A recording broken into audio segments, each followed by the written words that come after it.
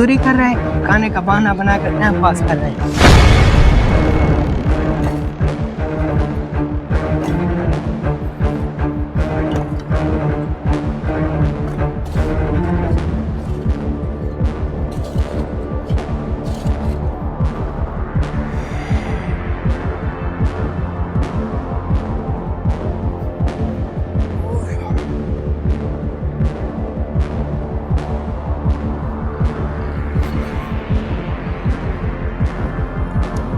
तुम फिर बैठ गए हो, काम चोर कहीं के।